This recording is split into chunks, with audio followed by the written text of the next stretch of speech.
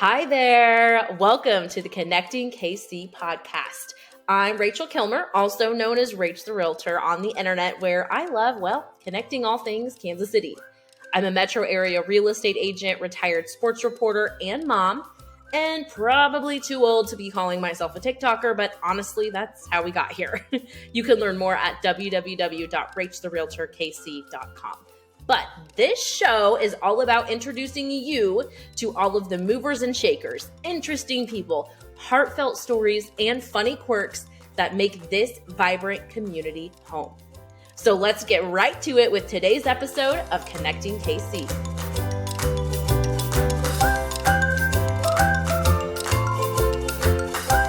Today we are joined by Madison Ross of the Alzheimer's Association, and more specifically, the Walk to End Alzheimer's.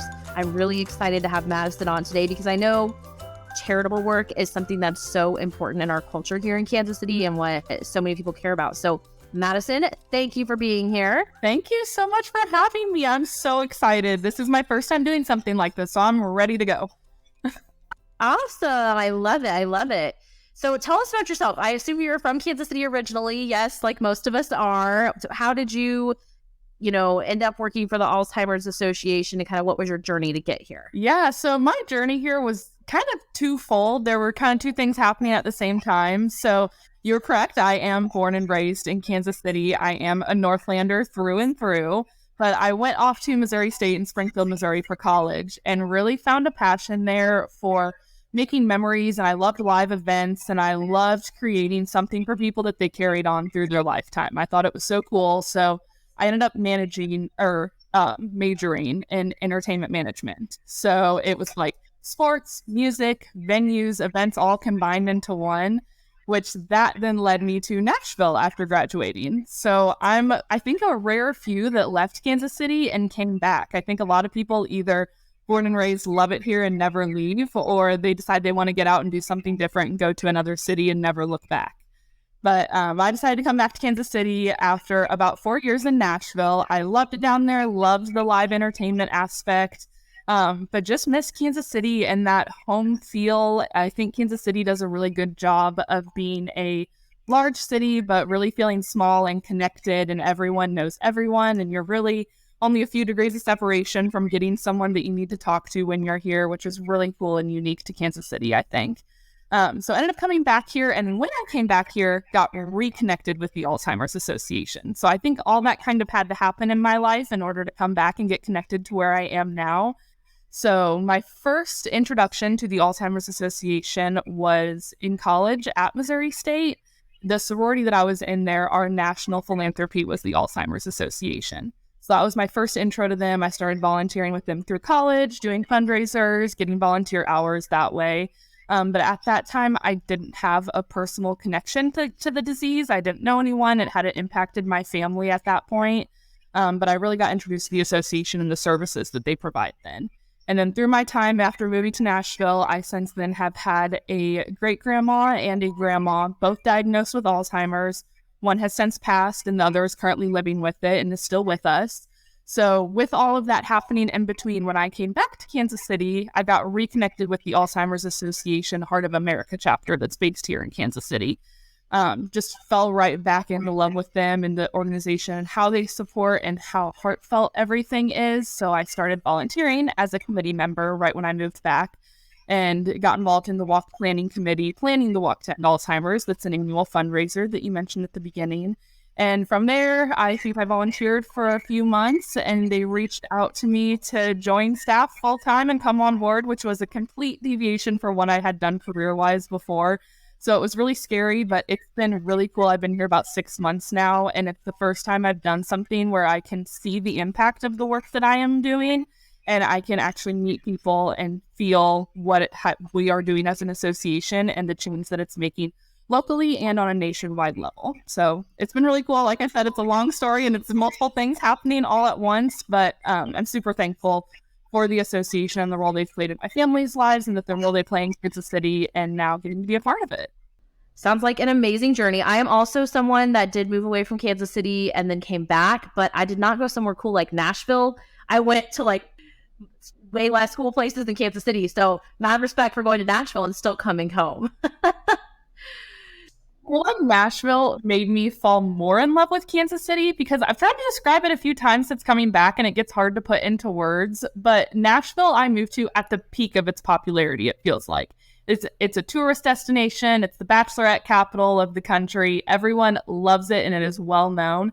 But I feel like Kansas City is on our way there to being a city that's on that level. And so moving to Nashville and seeing what a city can be and a city that feels so similar to Kansas City in a lot of ways, I wanted to be a part of that. And I wanted to come back and I wanted to be here through the journey up and then be here whenever Kansas City is peaking. And I feel that we are well on our way to that. So it's like I had to move to Nashville to fall in love with Kansas City so much in a weird way. That makes sense. It's so different from when I was growing up here, or maybe I was too young to experience it. I don't know, but it feels like we're really on the precipice of something big for Kansas City. So it's really cool to be a part of. So you kind of mentioned a personal experience with Alzheimer's before getting involved with the organization. I know I don't. So for those of us that don't know the disease, can you kind of high level it?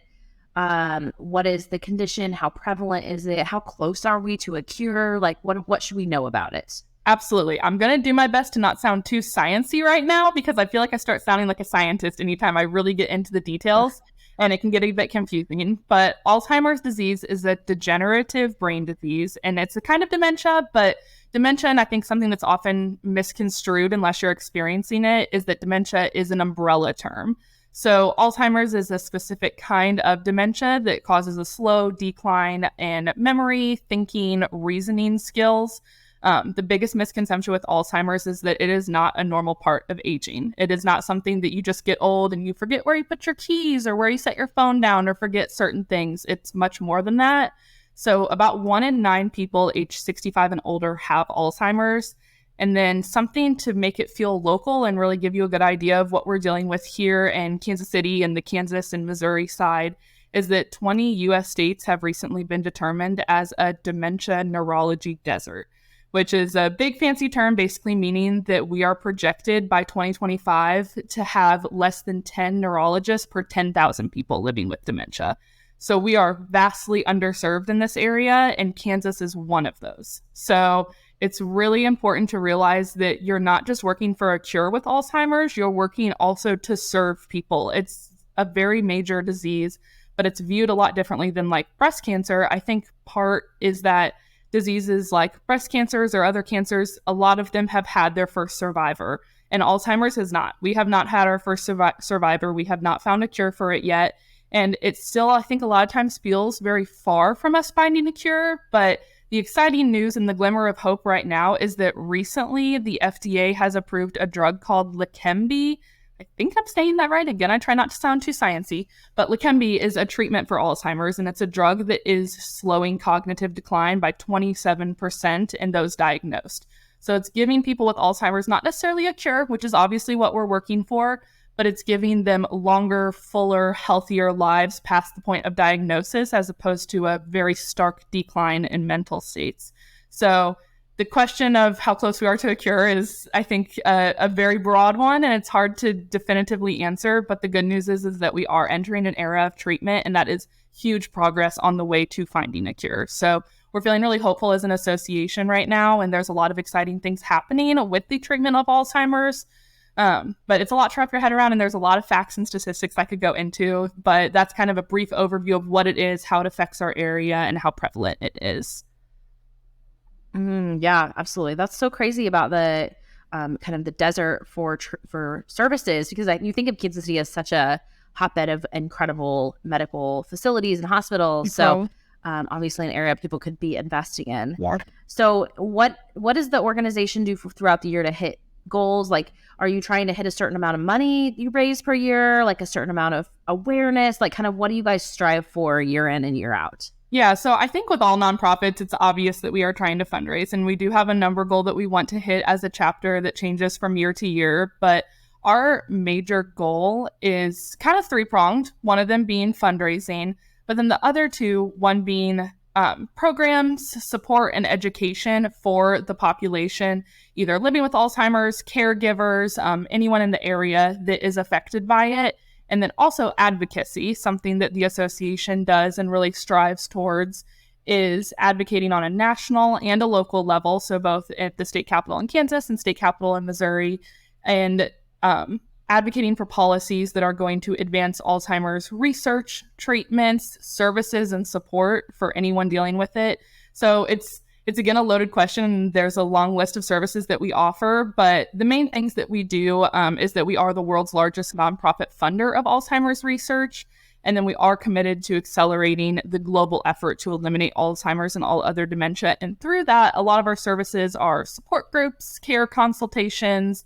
One of my favorite things that we do is we have a social engagement activity called jam sessions. And so it's people that are living with Alzheimer's and caregivers, and they get together once a month and just do exactly that. They have a jam session. It's very therapeutic.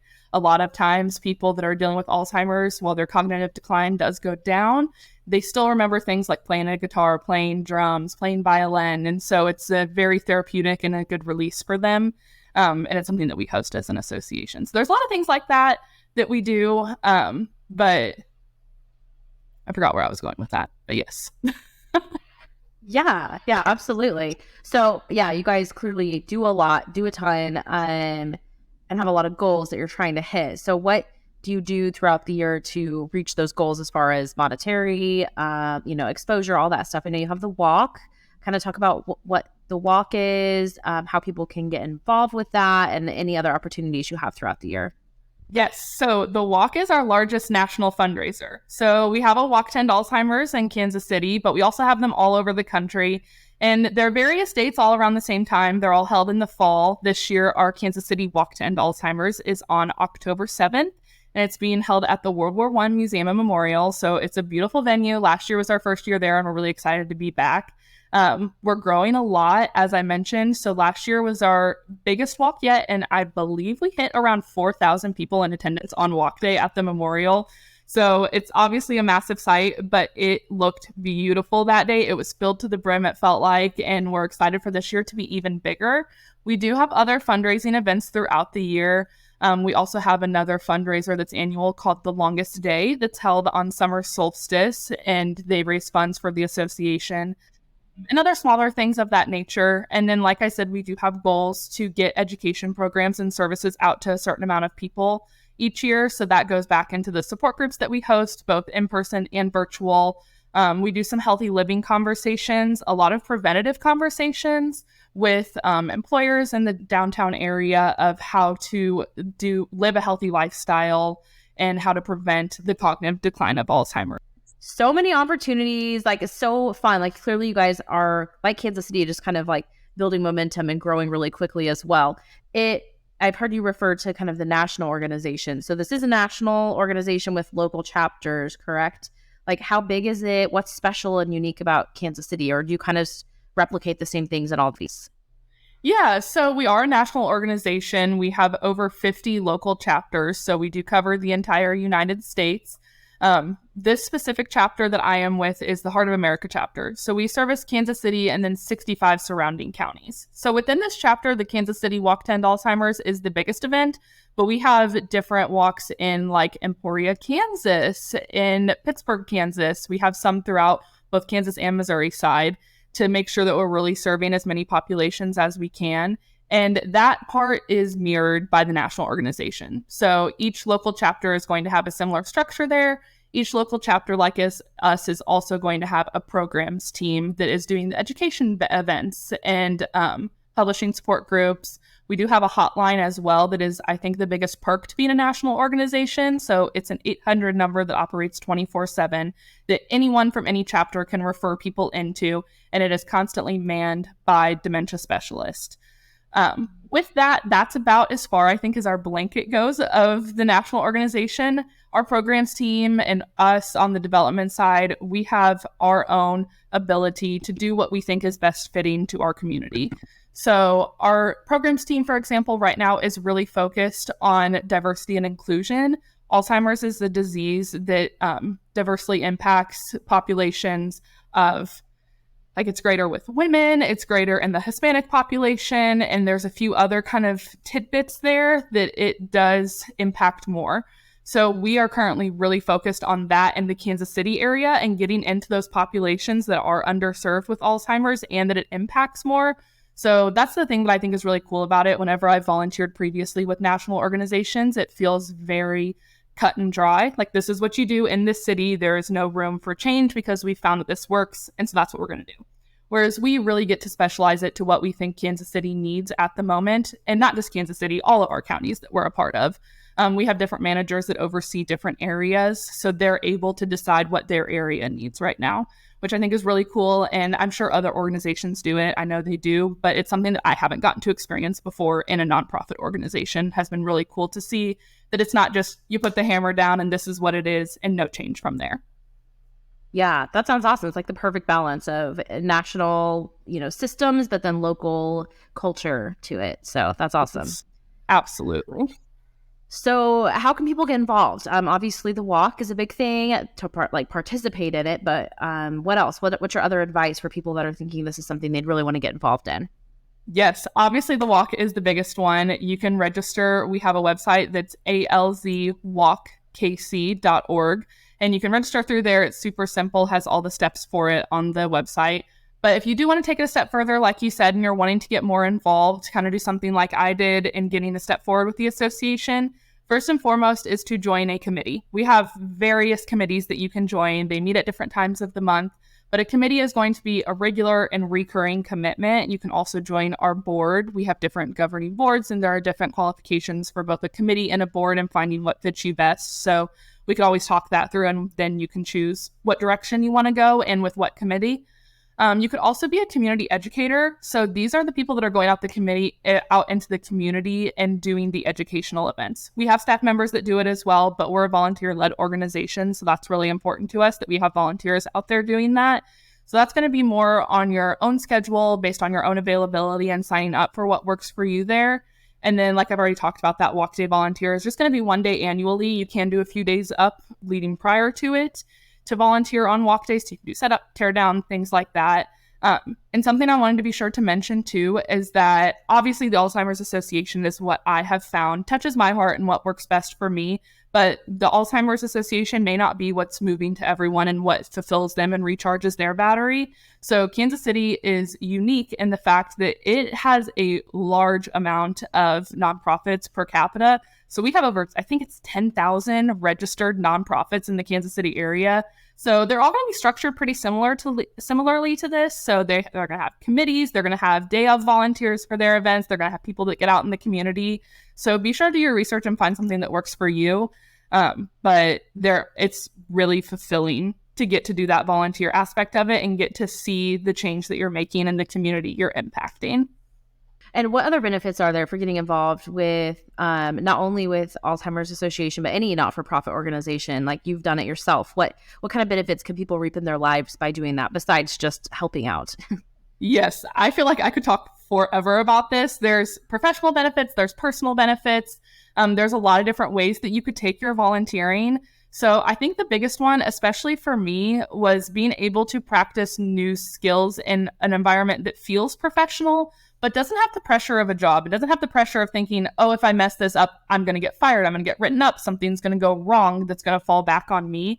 You have the team of your committee or of the organization that you're with to support you and guide you through that if you're struggling with it. But things like teamwork, communication, problem solving, project planning are all things that we need our volunteers to have and that we're happy to build up in people. And all nonprofits are going to be like that. They're going to want to help make everyone better and improve themselves. And you can take those skills then and have practiced them in a safe environment and take them back into your work and be better off for it.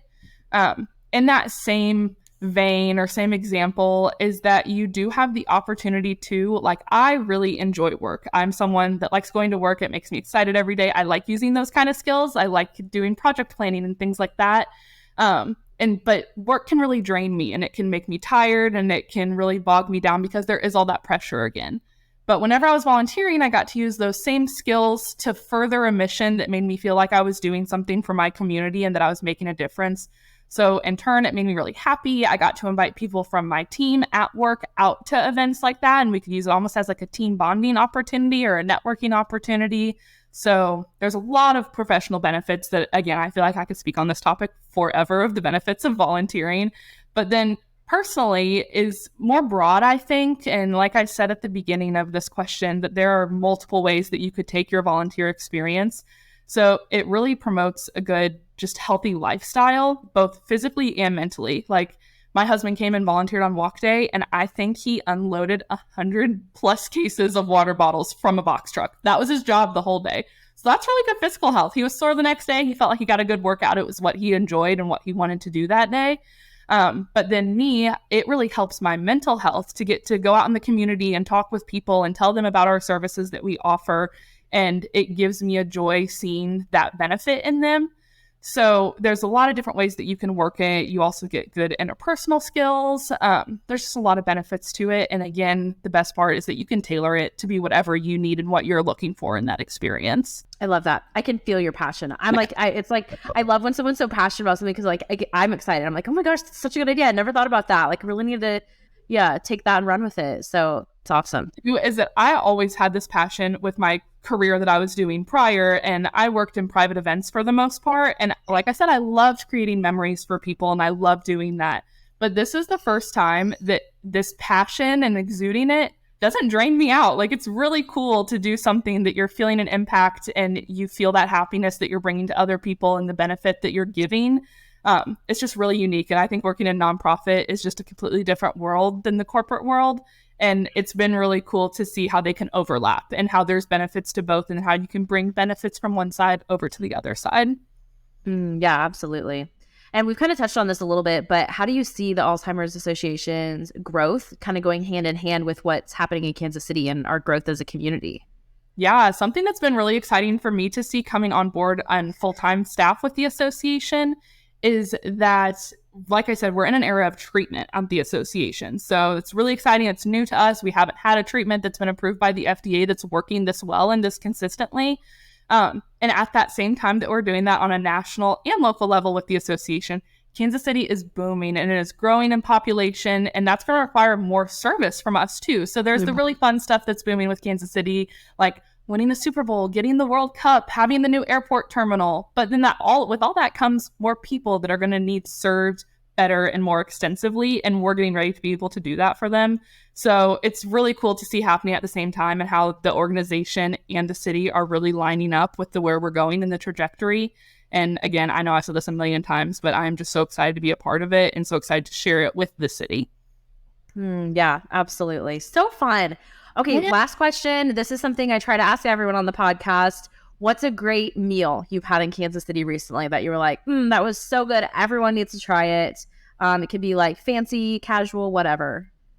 Can I have two answers? I want to Absolutely. Absolutely. So fancy is I went to Stock Hill recently, down just off the plaza. If you are a steak seafood person, it was no joke the best meal I've had. And like I said, I lived in Nashville and they got pretty good cooking down there. They got some good food down there, and that is by far exceeds any of it. It was incredible. Got the filet down there.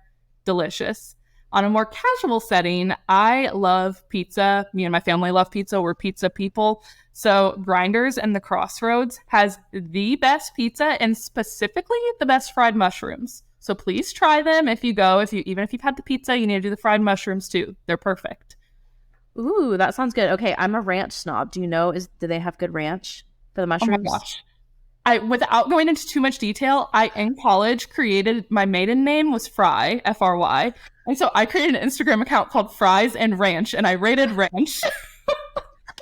So yes, they have the best ranch. It's really good, especially in the fried mushrooms. I think that's what makes me like it so much, is they gotta dunk them in some ranch. Absolutely. Nothing worse than you get something that's fried really well, but then they give you like packets of ranch. I'm like, what is the point of this? This isn't good. Yeah. We're so Midwest, it hurts. Really bad. It was so funny. Anytime I go outside of Kansas City or meet anyone from elsewhere and they discover how much I love ranch, they're instantly like, oh, are you from the Midwest? And I'm like, yep. And I'm proud of it. So leave me alone. All right, Madison, thank you so much for your time. Thank you for coming on. Tell people, where can they find you? Where can they connect with the Alzheimer's Association if this has been interesting to them and they kind of want to follow up on it? Yeah, so Instagram and TikTok, I'm Mads, MADS _Ross, ROSS with another underscore.